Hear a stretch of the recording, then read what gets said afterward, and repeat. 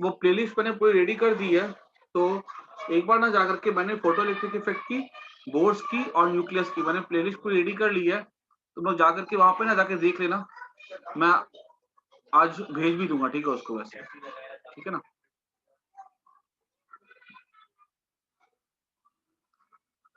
Break into 2 और मोर lighter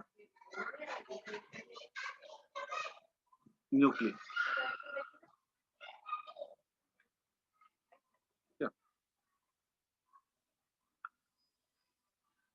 ये ऐसा होगा एक हैवी न्यूक्लियस,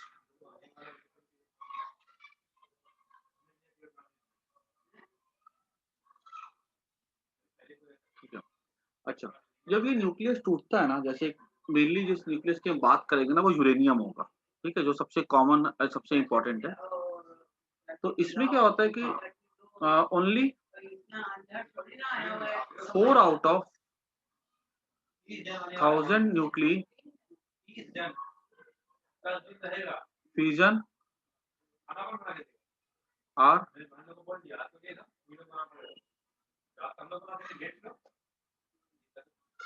ठीक है। मतलब ये हुआ ना कि एक्चुअली जब यूरेनियम टूटता है ना, तो उसमें 2 तरह के प्रोडक्ट्स निकलते हैं, ठीक है। वो बेरियम क्रिप्टॉन हो सकता है, वो क्या कहते हैं नायोबियम सर्बियम हो सकता है, ठीक है। इस तरह से वो अलग अलग एलिमेंट्स हो सकते हैं, ठीक है।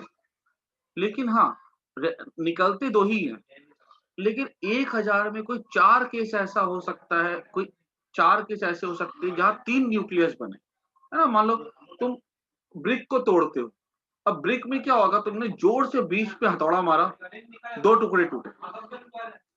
रेयर ऐसा केस होगा तुमने ब्रिक को मारा वहां पे 3 टुकड़े निकले, ठीक है। तो वैसा ही कुछ कहानी न्यूक्लियस के साथ भी होता है ऑफ द यूरेनियम कि 1000 में कोई 4 केस ऐसे होंगे जहां पर 3 न्यूक्लियस बनेंगे, ठीक है। अब जो न्यूक्लियस निकलते हैं ना, जिसको हम कहते हैं डॉटर न्यूक्लियस,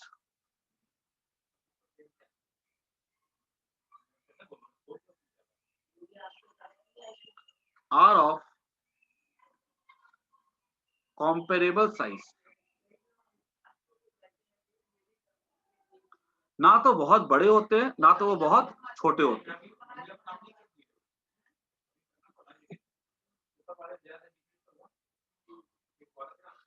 ठीक है।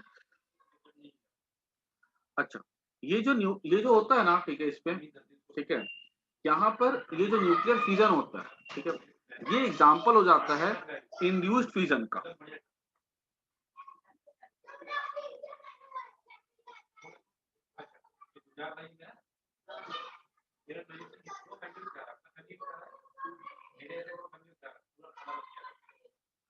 इंड्यूस्ड फ्यूजन, ठीक है। इंड्यूस्ड फ्यूजन में क्या होता है, हम जो न्यूक्लियस होता है ना, उसको हम बॉम्बार्ड करवाते हैं अल्फा पार्टिकल से, नहीं तो न्यूट्रॉन से, ठीक है। और उसके बाद क्या होता है, वो अपने आप चलता चला जाता है। इन जनरल अल्फा पार्टिकल से कम होता है, ज्यादा कॉमन है न्यूट्रॉन से करवाया जाता है। इसके पीछे कारण एक्चुअली, मान लो यूरेनियम का न्यूक्लियस है वो पॉजिटिव होता है, अल्फा पार्टिकल भी पॉजिटिव होता है, तो रिपेल करता है, तो अल्फा पार्टिकल को हमको एनर्जी बहुत ज्यादा देनी पड़ेगी। न्यूट्रॉन में क्या होता है, न्यूट्रॉन का जो न्यूट्रॉन न्यूट्रल होता है, ठीक है, तो अल्फा पार्टिकल उसको रिपेल नहीं कर सकता, ठीक है। तो रिपेल नहीं कर सकता ना, तो उसको हमको एनर्जी कैसी देनी पड़ती है, कम देनी पड़ती है, ठीक है। इंड्यूस्ड फ्यूजन मतलब क्या हो गया, इट इज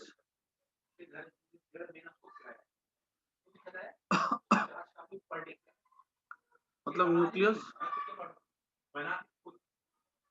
इज बॉम्बार्डेड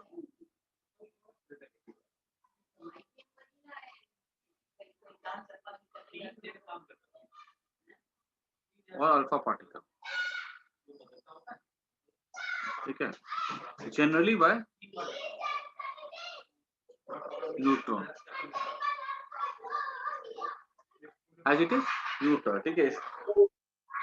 ये हमारी कुछ बातें होगी किसके, न्यूक्लियर फ्यूजन के ऊपर। अब जब यहाँ पे न्यूक्लियर फ्यूजन होता है ना, ठीक है, तो बोलो एक मिनट, बोलो। एक minute, hello hello hello hello hello, हाँ बोलो, क्या बोल रहे थे? तो कुछ बोल रहा था सर। टर्नरी का मतलब? टर्नरी का मतलब होता है कि 3, ठीक है। जनरली क्या होता है,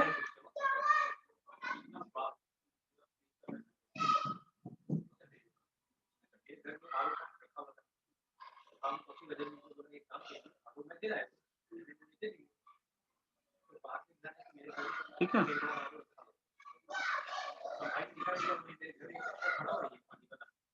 अरे काम करो ना, कोई भी एक बार लिंक जो है ना ग्रुप पे भेजो ना एक बार, वर्जी लिंक जरा ग्रुप पे भेजो ना एक बार।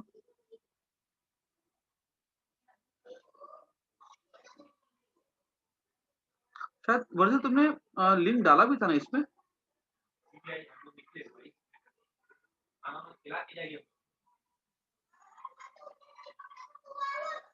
Thank you वर्जी।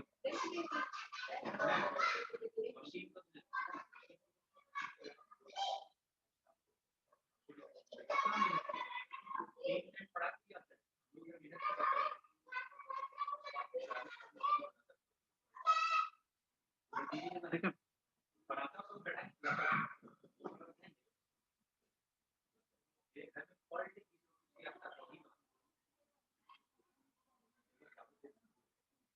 हाँ थैंक यू वर्जी।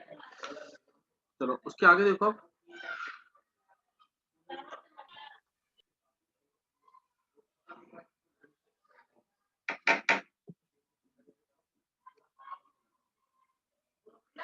हाँ देखो ना, अब उसके बाद अब हम बात करते हैं थोड़ा सा फ्यूजन के बारे में, और कि जो फ्यूजन होता है ना, ठीक है, उसमें क्या क्या चीजें हम लोग को फ्यूजन ऑफ मटर भी है और फूलगोभी भी है।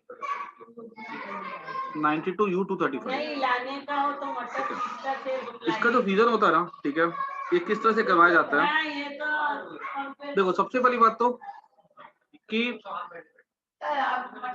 2 तरह के यूरेनियम होते हैं, ठीक है। एक होता है 92U235 और एक होता है यूरेनियम 238 92, ठीक है। ये 2 आइसोटोप होते हैं और जिसका फ्यूजन करवाया जाता है, ठीक है। और इसके जो फ्यूजन होते हैं ना, ठीक है, इसके फ्यूजन के लिए हमको जो न्यूट्रॉन चाहिए होता है ना, उसका एनर्जी होना चाहिए greater than 1 mega electron volt, ठीक है। लेकिन ये वाला जो न्यूट्रॉन है ना, ठीक है, इसका फ्यूजन हो, इसके लिए हमको जो न्यूट्रॉन चाहिए होता है ना, वो होता है 92U236। सॉरी, इसके लिए हमको एनर्जी चाहिए होता है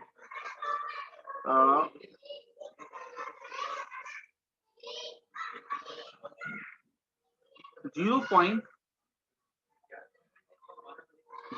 इलेक्ट्रॉन वोल्ट, बहुत कम। देखो इसके लिए एनर्जी बहुत कम चाहिए अपने को, ठीक है। इसके लिए फास्ट चाहिए होता है ज्यादा एनर्जी, इसके लिए कम एनर्जी, ठीक है। और ये वाला जो होता है ना, ये इजी होता है और ये वाला करवाना डिफिकल्ट होता है, बहुत डिफिकल्ट होता है। इनफैक्ट इसके लिए एक्चुअली एक ब्रीडर रिएक्टर होता है, ठीक है, जिसके बारे में आपको ज्यादा कुछ जानना भी नहीं है, वो करता है। और ये वाला जो सेकंड वाला है ना, ये टेक्नोलॉजी इंडिया में है भी नहीं, ठीक है। बाहर में टेक्नोलॉजी यूज होती है, इंडिया में ये नहीं है। हम लोग जो यूज करते हैं ना, ये वाला यूज करते हैं जो आसान होता है, ठीक है। लेकिन इसका एक क्या है, इसका जो है ना खाली 0.7% होता है, और बोल सकते हो कि इसका रेशियो कितना होता है, 1:145 का होता है। मतलब 145 अगर तुमको मिलते हैं एटम, ठीक है, यूरेनियम के, तो मतलब 146 तो उस पे 145 ये वाले मिलेंगे और 1 मिलने की चांस ये वाली होती है, बहुत कम होता है ये, ठीक है। तो फ्यूजन दो तरह का होता है, या तो इसका होता है नहीं तो इसका होता है, दोनों आइसोटोप का यूरेनियम, ठीक है।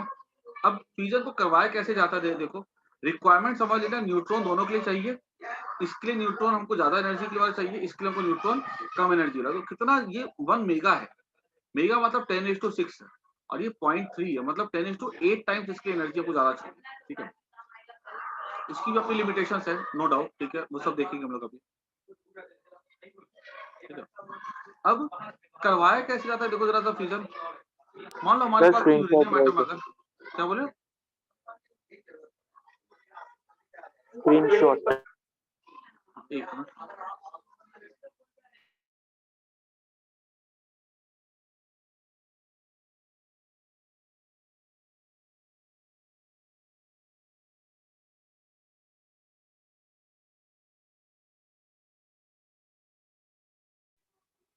ठीक है, ये न्यूट्रॉन आएगा यहाँ पे, सर स्क्रीनशॉट। एक मिनट ले लो, ये 235 और 238 का रेशियो,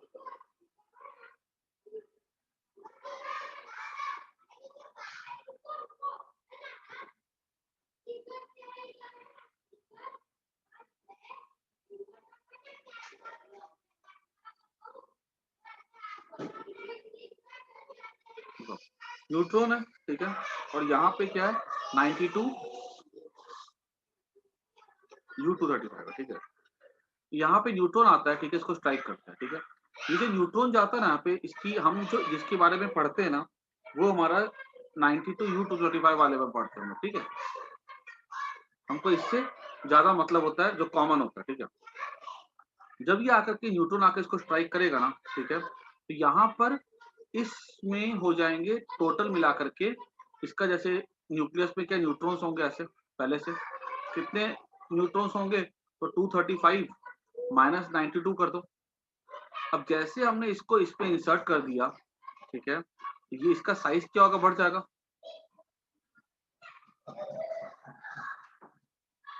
और इसके अंदर एक नए न्यूट्रॉन की एंट्री हो जाएगी, ठीक है। हालांकि नए न्यूट्रॉन मैं ब्लू से दिखा रहा हूं, लेकिन तुम पुराने न्यूट्रॉन को और नए न्यूट्रॉन को डिस्टिंग्विश नहीं कर सकते। इसके आने से इसका जो मास नंबर होगा ना, वो 236 हो जाएगा। अब क्या होता है, ये जो न्यूट्रॉन की जो नए न्यूट्रॉन की जो एंट्री होती है ना यहाँ पे, ठीक है, हम क्या बोलेंगे कि उसकी वजह से ये न्यूक्लियस का साइज थोड़ा बढ़ जाता है, ठीक है, स्लो आता है, ठीक है। अगर फास्ट अगर एंटर करेगा ना, तो ये आर पार होकर निकल जाएगा, तो ये ठीक वैसी हो जाएगी जैसे मान लो स्ट्राइकर नीचे से निकल जाता है कैरामिक कोटी से, हिलता भी नहीं ऊपर से। लेकिन अगर हमने स्लो भेजा ना, तो ये आर पार होकर नहीं निकल पाएगा, अंदर रह जाएगा। अंदर रहने की वजह से क्या होगा, ये जो प्रोटॉन न्यूट्रॉन के बीच में या न्यूट्रॉन न्यूट्रॉन के बीच में जो भी न्यूक्लियर फोर्स होता है ना, वो न्यूक्लियर फोर्स वीक पड़ जाता है, क्योंकि उनका डिस्टेंस बढ़ जाएगा। एक बार डिस्टेंस बढ़ जाएगा तो न्यूक्लियर फोर्स वीक हो जाएगा। न्यूक्लियर फोर्स अगर वीक हो जाएगा ना, तो क्या होगा, ये जो है ना, ये पूरा पूरा टूट जाएगा, ठीक है, ठीक है। और ये स्प्लिट कर जाएगा दो पार्ट में, ठीक है। और ये दो पार्ट जो होते हैं ना, ठीक है, ये तुम्हारा हो सकता है क्या कहते हैं, U235 92 प्लस N10, ये हमको ना 3 तरह से प्रोडक्ट मिलते हैं, ठीक है। बिकॉज याद रखना, ये केमिकल रिएक्शन नहीं होता जहाँ पे हमको एक ही प्रोडक्ट मिलेगा, ये न्यूक्लियर रिएक्शन है, ये पत्थर के टूटने जैसा है, ठीक है। कोई मैंने बताया था प्रीवियस क्लास में, पत्थर 1 kg का है, 400-600 में टूट सकता है, वो 300-700 में टूट सकता है, वो 350-650 में टूट सकता है, ठीक है। और रेयर केसेस हो सकता है वो 3 टुकड़े में भी हो जाए, ठीक है। तो वो यहाँ पे वही पत्थर वाली बात है। और ये हमको देगा बेरियम प्लस क्रिप्टॉन, ठीक है, Sb, ठीक है। या नहीं तो हमको दे सकता है, इसका तुम लिख लोगे, तुमको ये सब का डेटा तुमको गूगल से मिल जाएगा, ठीक है। तुमको खाली नाम याद, नाम भी इसका कुछ खास इंपॉर्टेंट नहीं है, ठीक है। हमारे लिए जो ना सबसे इंपॉर्टेंट यही वाला, ठीक है, ये सबसे कॉमनली जो होता है ना, यही वाला होता है, ठीक है। बाकी में Sb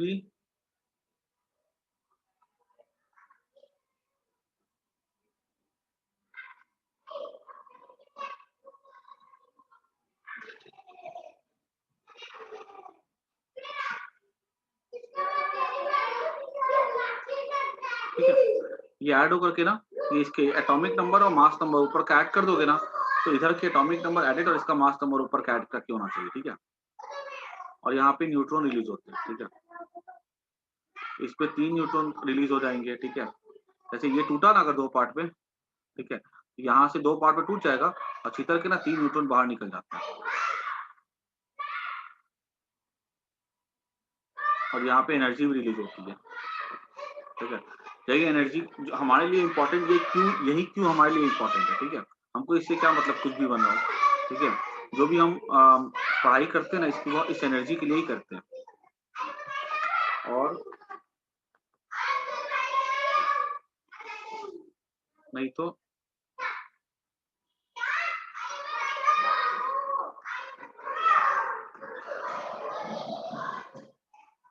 एक मिनट, ये बच्चे लोग बाहर खेले, एक मिनट को मैं आता हूँ।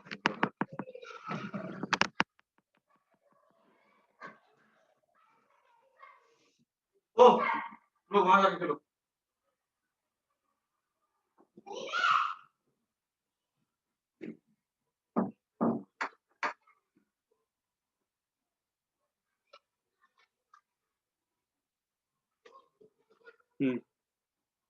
ये ऐसा हो जाएगा प्लस ऐसा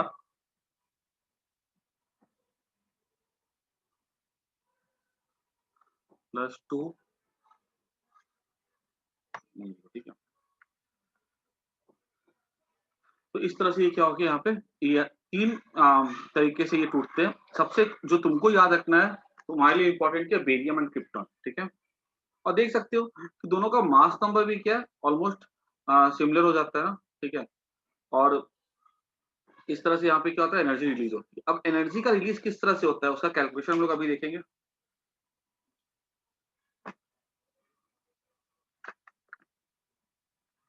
अब ये हमारा हो गया एक्चुअली फ्यूजन का किस तरह से टूटते हैं वो, ठीक है, वो हो गया। अब आगे देखते हैं हम लोग एनर्जी रिलीज,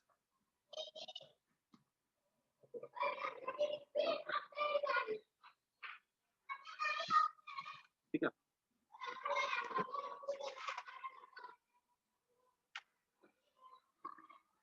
तो ये इसमें जब ये टूटता है तो मान लो कि यूरेनियम अगर बन गया बेरियम क्रिप्टॉन में, तो मास नंबर तो हमने बैलेंस कर दिया, ठीक है। तो मास नंबर जब बैलेंस हो गया, प्रोटॉन न्यूट्रॉन तो सेम है, तो एनर्जी कहाँ से आ गया, मास कैसे कम हो रहा है, जरा हमको वो देखना है, ठीक है। देखो यहाँ पे मैं, यहाँ पे इसको पूरा का पूरा स्टडी होता है बाइंडिंग एनर्जी से। मैं फिर से रिवाइज करवा देता हूँ मैं। बाइंडिंग एनर्जी क्या था, एनर्जी का लॉस। मान लो किसी ने बोला कि बाइंडिंग एनर्जी पेर न्यूक्लियन अगर 7 मेगा इलेक्ट्रॉन वोल्ट है, ठीक है। तो binding energy 7 mega electron volt है, इसका मतलब ये हुआ कि वो न्यूट्रॉन जब अकेला था तो उसके पास कुछ एनर्जी, ठीक है, कुछ मास था। जब वो न्यूट्रॉन एक बाकी न्यूट्रॉन के साथ या प्रोटॉन के साथ मिलकर न्यूक्लियस बनाया, तो उसने अपना कुछ मास लूज कर दिया, ठीक है। कुछ मास उसने लूज कर दिया और उस मास का इक्विवेलेंट एनर्जी कितना होगा, ठीक है।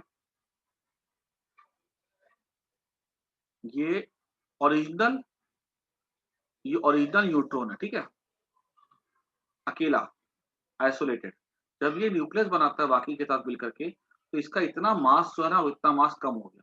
तो ये जो मास जो है ना, ठीक है, इसका इक्विवेलेंट एनर्जी जो होता है ना, वही क्या कहलाता है, बाइंडिंग एनर्जी कहलाता है पेर न्यूक्लियन, ठीक है ना।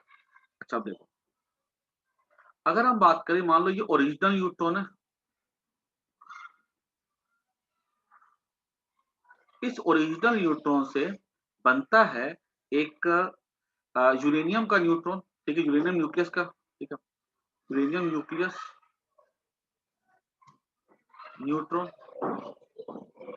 इसका बाइंडिंग एनर्जी पेर न्यूक्लियन कितना है, इसका बाइंडिंग एनर्जी पेर न्यूक्लियन है 8 पॉइंट, इसका बाइंडिंग एनर्जी पेर न्यूक्लियन अगर हम लोग चार्ट से देखें ना, तो वह चार्ट से बाइंडिंग एनर्जी से देखा जाएगा 7.6 मेगा इलेक्ट्रॉन वोल्ट, ठीक है। इसका बाइंडिंग एनर्जी पेर न्यूक्लियन यूरेनियम का, ठीक है।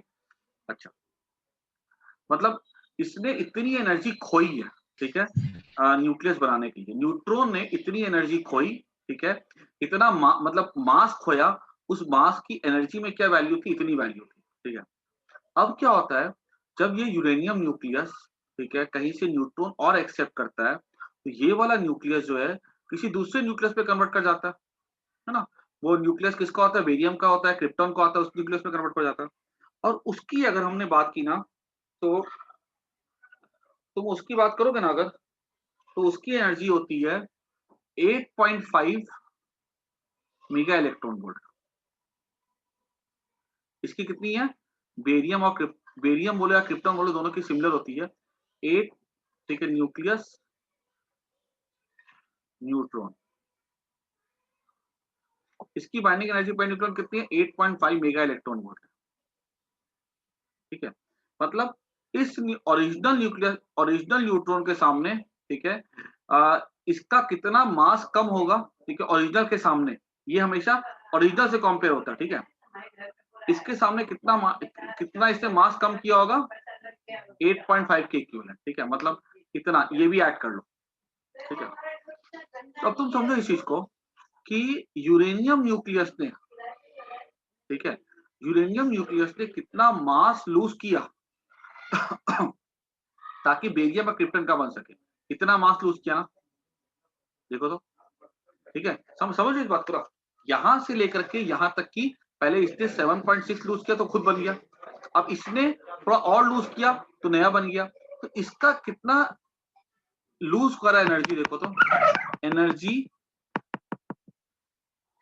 लॉस्ट पर न्यूट्रॉन, एनर्जी इक्विवेलेंट या energy equivalent of mass lost पर न्यूट्रॉन कितना हो जाएगा, कितना देखो तो 7.6 है, इसका 8.5 है, ठीक है, तो कितना 0.9 मेगा इलेक्ट्रॉन वोल्ट हो गया ना। आई बात समझ में, ठीक है। मतलब इसकी हम देखें अगर, ठीक है, तो इसका मान लो अगर x था एनर्जी टोटल, ठीक है, तो इसकी एनर्जी कितनी हो जाएगी, x माइनस 7.6 हो जाएगी। एनर्जी लॉस्ट नेगेटिव साइन है, इसकी एनर्जी कितनी हो जाएगी, x माइनस 8.5 इसकी एनर्जी, इसकी x माइनस, इसकी एनर्जी कितना लॉस हुआ, ये बड़ा होगा ये छोटा होगा, सब्ट्रैक्ट करके देख लो, ठीक है।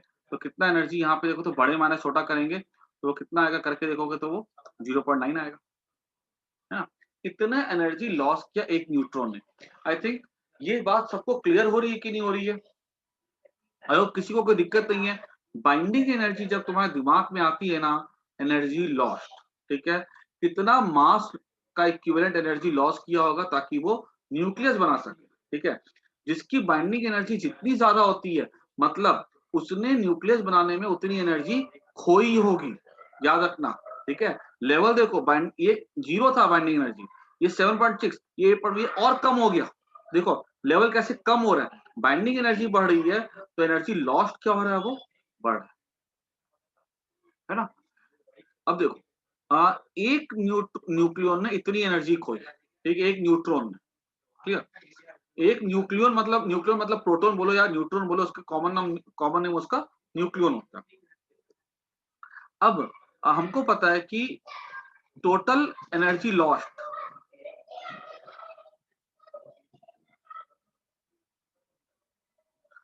कितने, 236 न्यूक्लियन थे,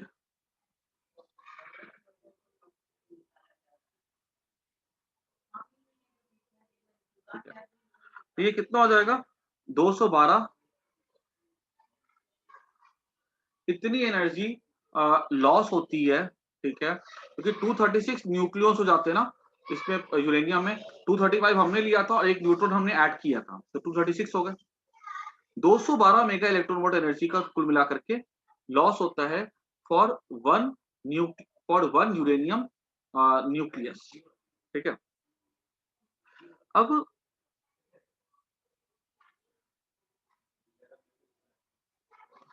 देखो ये एनर्जी मेगा में, ठीक है, मेगा मतलब, और जो केमिकल रिएक्शन में जो तुम लोग एनर्जी पढ़ते होगे स्पॉन्टेनियस रिएक्शन सब में, ये सब में वो इलेक्ट्रॉन वोल्ट में होती है, ये मेगा में, मतलब मेगा मतलब 10⁶ टाइम ज्यादा, ठीक है। अब इसका हम लोग अगर हम इसको निकालें ना in joule, it is 3.2 into 10⁻⁰ joule energy, ठीक है। इसको तो मल्टीप्लाई कर दो 1.6 इंटू 10⁻19 इंटू 10⁻30 से, तो जूल में देगा। तुमको लगता होगा ये -1 है, -1 तो बहुत कम, -11 तो बहुत छोटा होता है, लेकिन समझो इतनी एनर्जी तुमको जूल में अगर देखी जाए, 1 जूल एनर्जी कुछ नहीं होती है। तुम एक 1 जूल एनर्जी कितनी होती है, सीधी सी बात है, तुम 1 किलो आलू, ठीक है, झुक करके उठाते सब्जी वाले के पास से जाकर के, तुमने 1 जूल वर्क कर लिया। कितना तुम उठाओगे? 1 किलो आलू को तुम 1 मिनट उठाते हो झुक करके, तुमने 1 जूल वर्क कर लिया। कोई बहुत ज्यादा तो नहीं होती 1 जूल एनर्जी, ये -11 तो कितनी कम एनर्जी है। लेकिन फिर भी कोई एक हमने तो कैलकुलेशन एक न्यूक्लियस के लिए किया। ऐसे तो न्यूक्लियस को तुम अगर नंबर देखोगे ना तो अरबों खरबों, 1 ग्राम भी अगर तुम लोगे ना तो एवोगाड्रोस नंबर तुम देखो, उससे जब मल्टीप्लाई करके निकालोगे तो कितने सारे न्यूट्रॉन, कितने सारे न्यूक्लियस हो जाएंगे, ठीक है। तो इसलिए एनर्जी अगर हम देखें ना 1 ग्राम के लिए तो बहुत ज्यादा एनर्जी हो जाती है वो, ठीक है। और तुम देख सकते हो कि 1 ग्राम ऑफ यूरेनियम में जो होते हैं ना नंबर ऑफ न्यूक्लियस, वो कितने होते हैं? 6.02 इंटू 10⁻23 बाय 235, है ना। नंबर ऑफ न्यूक्लियस कैसे निकालते हैं? वेट इन ग्राम में मॉलिक्यूलर वेट करके निकाल सकते हैं हम लोग। हाँ, ये 235 ग्राम में इतने होते हैं, क्योंकि वो एवोगाड्रोस लॉ था, 1 ग्राम में इतना हो जाएगा। देयरफॉर अभी इतने 1 ग्राम में अगर हमसे पूछा जाएगा कितनी एनर्जी आएगी, इसको जरा इससे मल्टीप्लाई कर दो। इन 1 ग्राम एनर्जी इक्वल्स टू 2.56 इंटू 10⁻21। इतने ये निकालोगे ना तुम, इतने तुमको एटम मिलेंगे, ठीक है। ये बुक पे लिखा हुआ है क्लियरली, इसको तो मल्टीप्लाई कर दो 3.2 इंटू, ठीक है, ये हमारा आ जाएगा 8.2 इंटू 10⁻10 जूल। इतनी एनर्जी सिर्फ तुमको 1 ग्राम यूरेनियम से मिल सकती है, और कैलकुलेशन के हिसाब से देखा जाए ना तो ये 20 टन टीएनटी के बराबर होता है। तो मतलब टीएनटी जो ट्राइनाइट्रोटोल्यून होता है ना, ठीक है, जो जिससे एक्सप्लोसिव बनते हैं, ठीक है, उसका मुश्किल से 1 या 2 केजी इतना इनफ होता है कि वो एक एवरेज साइज कार को उड़ा सके, इतना उसमें 1-2 केजी में उससे एक्सप्लोजन इतना स्ट्रॉन्ग हो जाता है। तो जो उसका 20 टन जितना ज्यादा कैपेसिटी होता है, एनर्जी होता है सिर्फ 1 ग्राम यूरेनियम में, ठीक है। और क्लियर होगी बात? तो ये हमको समझ में आ गया क्या होता है। देखो बाकी ये सब तो खाली कैलकुलेशंस है, ठीक है। सब तुमको मेन ये चीज समझ में आना चाहिए कि बाइंडिंग एनर्जी किस तरह से रोल प्ले करती है करने का। तुम्हारे एग्जाम में अगर इसके बेसिस पे कोई क्वेश्चंस अगर आते हैं तो तुमको वो सॉल्व करने के लिए वहां पे आना चाहिए, ठीक है। तो हम आगे बढ़ते हैं। ये हमारा एनर्जी रिलीज हमको समझ में आ गया, ठीक है। मे बी तुमको एग्जाम में, ठीक है, तुमको एग्जाम में बाइंडिंग एनर्जी कर्व दे दिया जाए, ठीक है, वहां पे लिखाओ, और तुमको ना वहां पे बाइंडिंग एनर्जी कर्व से तुमको पूछ ले कि भाई ये न्यूक्लियस इस न्यूक्लियस में कन्वर्ट कर रहा है, तो बताओ वहां पे कितनी एनर्जी रिलीज होगी।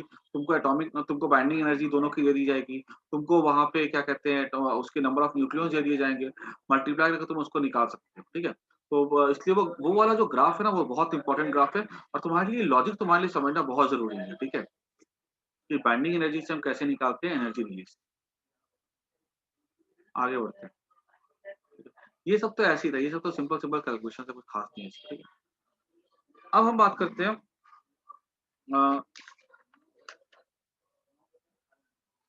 देखो अब यहाँ पे हम देखते हैं ना कि जो रिएक्शंस होते हैं ना एक्चुअली, ठीक है, ये चेन रिएक्शन होता है, ठीक है। ये जो यूरेनियम का जो रिएक्शन होता है ना, ये कैसा होता है reaction? This is a chain reaction. मतलब जब इसमें न्यूट्रॉन की एंट्री होती है ना यहाँ पे, ये तुम लोगों ने पता है पहले भी पढ़ के रखा होगा। तो यहाँ पर क्या होता है, जैसे कि यहाँ से यूरेनियम में एंटर किया, यहाँ से 3 न्यूट्रॉन निकलते हैं, ठीक है। अब ये 3 न्यूट्रॉन जो होते हैं ना, ठीक है, ये टकराएंगे जाकर के यूरेनियम के साथ, ठीक है, हर एक, और इसमें से क्या होता है 3 निकलेंगे न्यूट्रॉन। तो यूरेनियम एटम तो बहुत सारे हो सकते हैं ना, ठीक है। और यूरेनियम काफी महंगा भी आता है, ये कोई सस्ता वस्ता नहीं आता है। ये एक बार हम लोग गए थे काकरा पार में, तो बताया था उसने, आज से लगभग ये 6-7 साल पहले की बात है। उस समय बोला था कि 3 लाख रुपए का 1 केजी आता है यूरेनियम। तो यहाँ से फिर से ये न्यूट्रॉन निकलेगा, ठीक है। फिर से यहाँ से क्या होगा, यहाँ पे 3 यूरेनियम को जाके स्ट्राइक करेगा। तुम देख सकते हो किस तरह से ये पूरा का पूरा जो है ना चेन रिएक्शन चल रहा है यहाँ पे।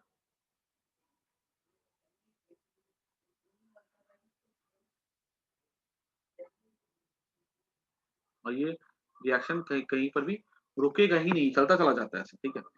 और यहाँ पे ये रिएक्शन जो है ना, एक्चुअली ये रिएक्शन बोला गया है कि दो कैटेगरी में बांटा गया इसको, अनकंट्रोल्ड एंड कंट्रोल्ड, ठीक है। अनकंट्रोल्ड चेन रिएक्शन में क्या होता है, ये चलता चला जाएगा, कहीं रुकेगा ही नहीं, ठीक है। जब तक कि पूरा का पूरा यूरेनियम कंज्यूम ना हो जाए, ठीक है, तब तक ये रिएक्शन चलता चला जाएगा, ठीक है। और ये अनकंट्रोल्ड जो है ना, ये uncontrolled chain reaction is like कि तुम मान लो एक हायाबुसा चला रहे हो, ठीक है, बिना ब्रेक के, ठीक है, जिसकी कहीं पे स्पीड लिमिट नहीं होगी, ठीक है। जब तक कि वो मैक्सिमम स्पीड पे, जब तक कि वो पूरा पूरा तबाही ना कर दे, तब तक कि वो रुकेगा, ठीक है। और कंट्रोल मतलब क्या होता है, उसी हायाबुसा में हमने क्या लगा दिया, ब्रेक लगा दिया, ठीक है।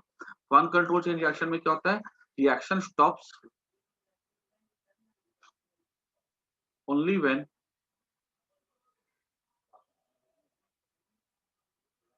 Entire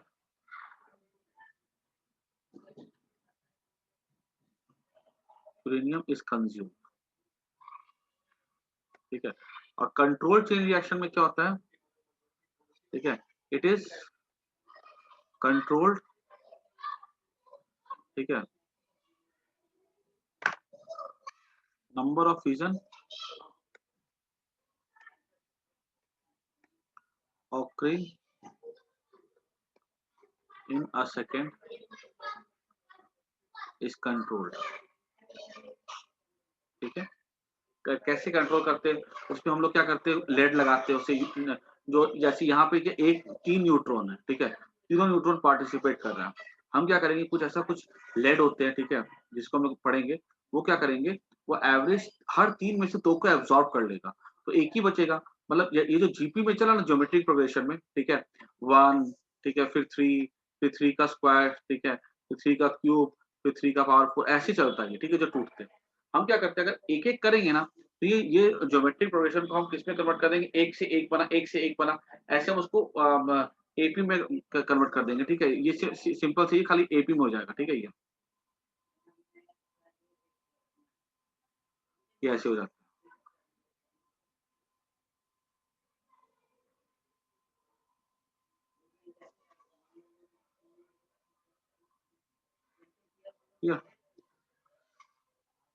occurring in a second is control।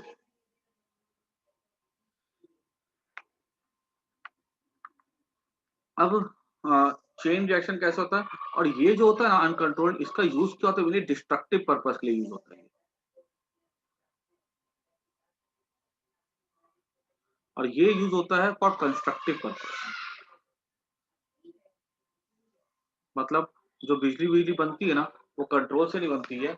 और जो तुम्हारा जो बॉम्ब, न्यूक्लियर बॉम्ब एक्सप्लोजन जो होता है ना, ठीक है, वो होता है बाय अनकंट्रोल्ड चेन रिएक्शन। तो हिरोशिमा नागासाकी में जो बॉम्ब फेंका गया था ना, ठीक है, उसमें अनकंट्रोल्ड चेन रिएक्शन करवाया गया था, ठीक है। और उसकी एक्चुअली जो टेम्परेचर जो था ना उस प्लेस का, लगभग 10⁸ डिग्री सेल्सियस पहुंच गया था, ठीक है। तो और उस उतने हाई टेम्परेचर में ना, सब कुछ वहां पे जो भी होता है ना, सब कुछ डिस्ट्रॉय हो जाता है।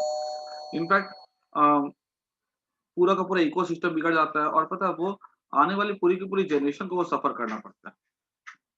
क्योंकि ये सब जो है ना, इससे जो जो भी पार्टिकल्स रिलेट इजेक्ट होते हैं ना, ठीक है, वो सॉइल में घुस जाते हैं, रेडियो एक्टिव एलिमेंट्स जो होते हैं, और वो पूरा जेनेटिक इफेक्ट्स कॉज कॉज करता है। सब में आई है ये है क्या?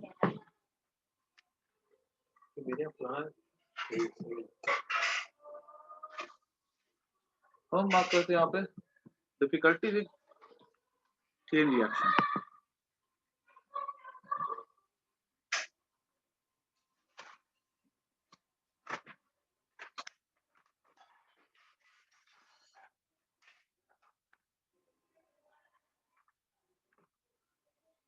क्या क्या इसमें, इस रिएक्शन को करवाने में क्या क्या प्रॉब्लम आती है, ठीक है। देखो यहाँ पर हम दो प्रॉब्लम है। एक प्रॉब्लम तो ये है कि चलो 92U238 के साथ जो रिएक्शन करवाना पड़ता है ना, उसकी टेक्नोलॉजी काफी डिफिकल्ट होती है, वो काफी महंगा पड़ता है, ठीक है। क्योंकि 92U238 की बात की जाए ना, ठीक है, पहला 92U238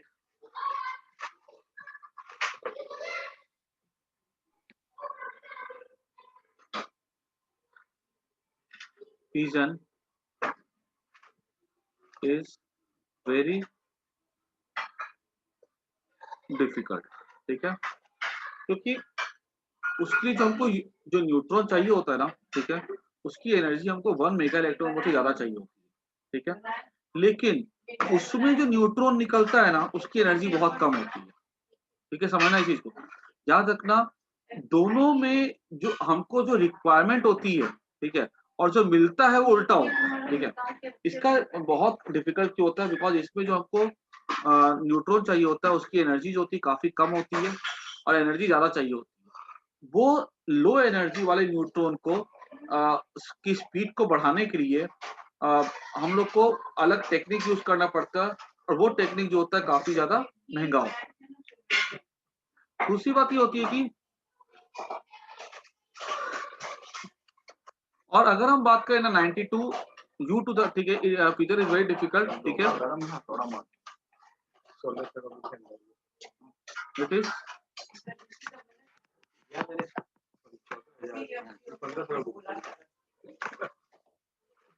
technique is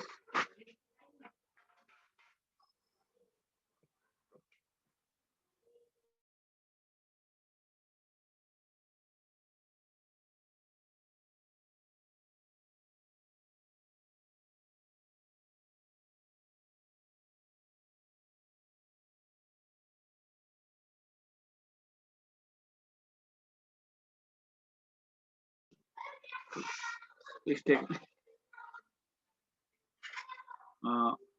for fusion, इसको थोड़ा सा लिख देता हूं मैं, for fusion is difficult, neutrons इनका नाम बताओ, release in this fission have less energy, ठीक है,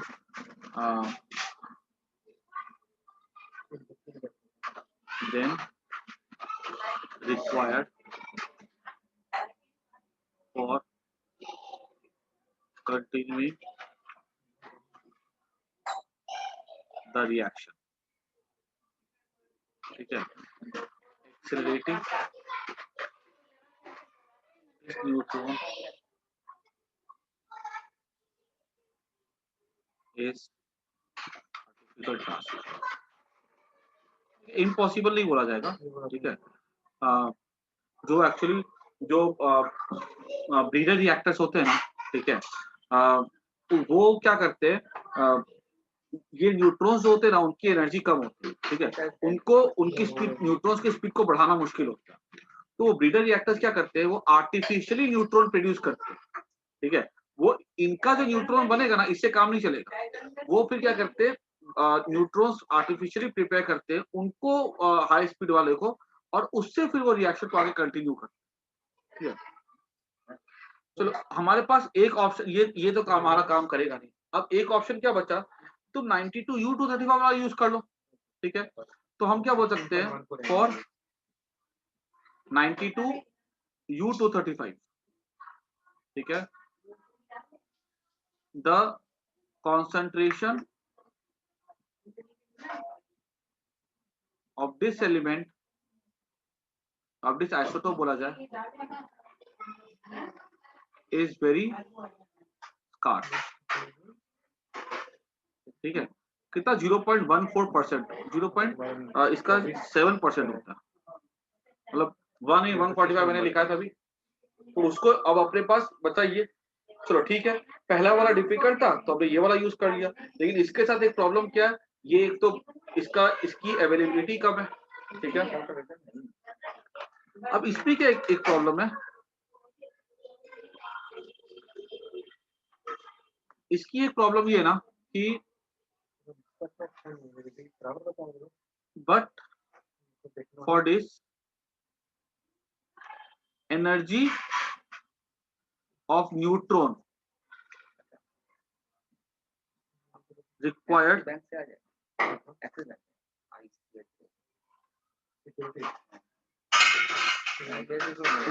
has एनर्जी इसके लिए चाहिए, वो चाहिए है required is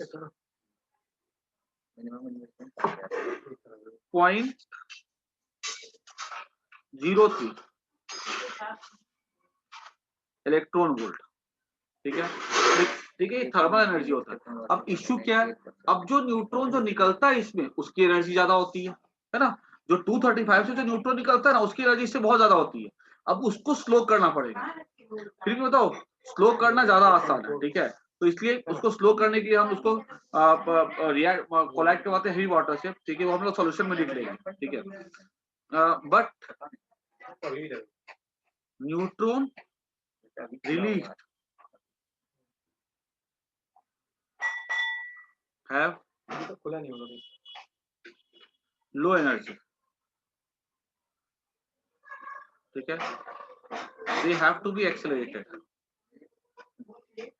so they have high energy,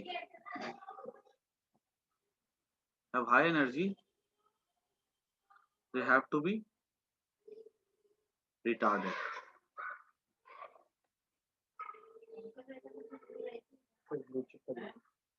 ठीक है ना, तो ये एक उसमें प्रॉब्लम है, उसको रिटार्ड करना पड़ेगा। ठीक है, चलो ये पहला इशू हो गया हमारा। दूसरा इशू क्या होता है कि जब हम लोग यहाँ पे इसको यूज करेंगे ना, ठीक है, तो हम लोग को ना एक क्रिटिकल मास चाहिए होता है। तो क्रिटिकल मास का मतलब क्या हुआ, एक्चुअली मान लो कि अगर न्यूट्रॉन है 0.03 इलेक्ट्रॉन वोल्ट का, ठीक है, अब तुमको पता है कि यूरेनियम न्यूक्लियस में जो कोई भी एटम ले लो तो उसपे खाली स्पेस ज्यादा होती है ना।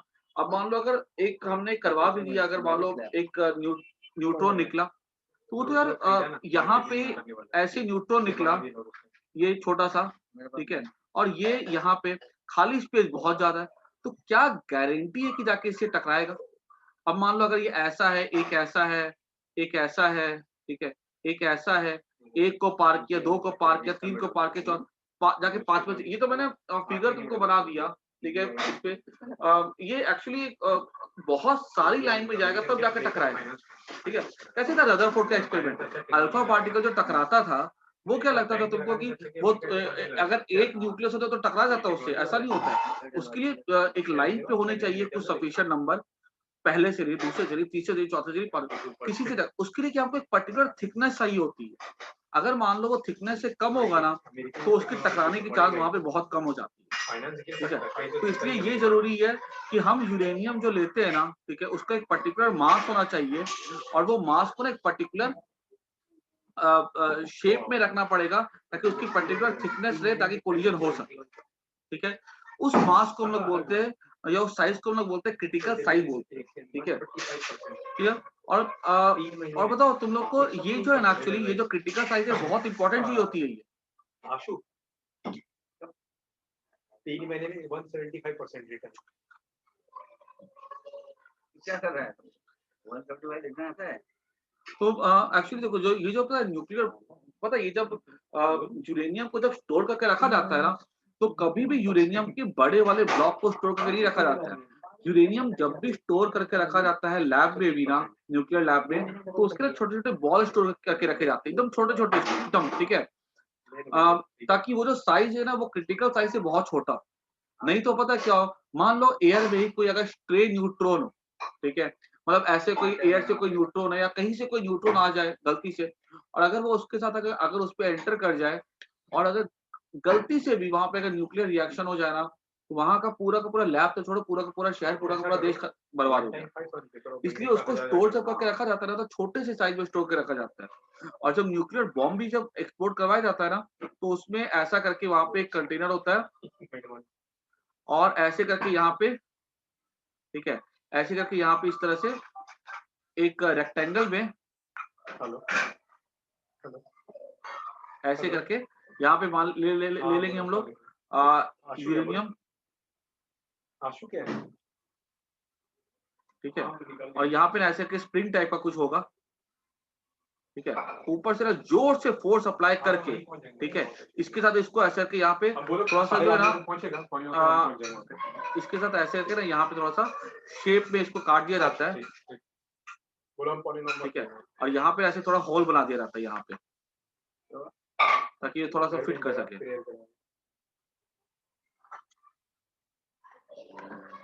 ठीक है। तो ऐसे यहाँ पे लाकर के जोर से स्ट्राइक करवाया जाएगा, ठीक है। तो पूरा पूरा क्या कंप्लीट हो जाएगा। कंप्लीट होने के बाद क्या होता है, वहां पे कहीं से न्यूट्रॉन भेज दिया जाएगा इसके अंदर, और फिर वहां पे वो क्या न्यूक्लियर एक्सप्लोजन हो जाता है, ठीक है। कैसे हमारा जैसे स्विच होता है पंखे का, स्विच ऑन किया पंखा चालू हो गया, वैसे ये समझ लो इसका वहां पे सर्किट कंप्लीट होता है, यहाँ मास कंप्लीट होता है, ठीक है। पर्टिकुलर मास कंप्लीट हो जाएगा, पूरा साइज बन जाएगा, ये करवा दिया जाएगा, ठीक है। तो इसलिए ये एक इसका एडवांटेज भी है हमारे लिए कि हम इसको स्टोर कर सकते हैं, और इसका डिसएडवांटेज भी है कि न्यूक्लियर रिएक्शन हमको स्टोर करवाना है तो हम लोग ऐसा नहीं कि थोड़ा सा मास लिए और हमारा न्यूक्लियर रिएक्शन स्टार्ट हो गया, उसके लिए हम लोग को पर्टिकुलर साइज चाहिए होता है। तो उसका डिसएडवांटेज भी है रिएक्शन स्टार्ट करने के लिए, और उसका एडवांटेज भी है रिएक्शन स्टोर करने के लिए। लेकिन अभी हम बात कर रहे हैं न्यूक्लियर रिएक्शन स्टार्ट करने की, तो उसके हम डिसएडवांटेज की कैटेगरी में इसको काउंट करते हैं, ठीक है। तो लिख देता हूं मैं critical size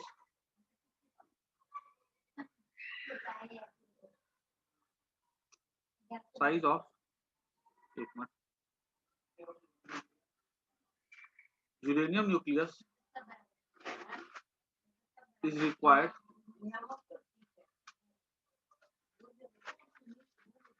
for the fission, ठीक है। उसके बाद थर्ड, देखो ये रिएक्शन जो होता है वो कैसा होता है, अनकंट्रोल्ड होता है, ठीक है। अब मान लो हमने रिएक्शन हमने क्या किया, हमने पहले दो के सॉल्यूशन निकाल भी दिया, ठीक है, मैंने ब्रीफली बता भी दिया। अब अगर मान लो रिएक्शन स्टार्ट हो भी गया, तो वो रिएक्शन हमने कर दिया, उस रिएक्शन का फायदा क्या है, जो चीज हमारे अंडर कंट्रोल ही ना हो, ठीक है। वो क्या है, वो मतलब जैसे कि तुम देखे थे मूवी, रोबोट तो बन गए थे, ठीक है, लेकिन उस रोबोट का फायदा क्या है, जो कि ह्यूमन के ऊपर हावी हो जाए, जिसको हम कंट्रोल ही ना कर पाए, ठीक है, उसका क्या फायदा, ठीक है। वो तो वो उल्टे हमारे लिए नुकसान वाली चीज हो जाएगी। तो अब यहाँ पे ये भी है कि रिएक्शन होता है तो अनकंट्रोल्ड होता है, तो उसको भी कंट्रोल करने में आना चाहिए, ठीक है। तो रिएक्शन यहाँ पे लिख देता हूँ मैं, रिएक्शन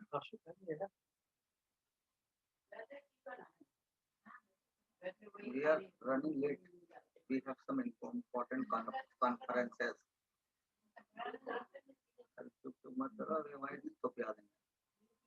is uncontrolled, ठीक है, which can be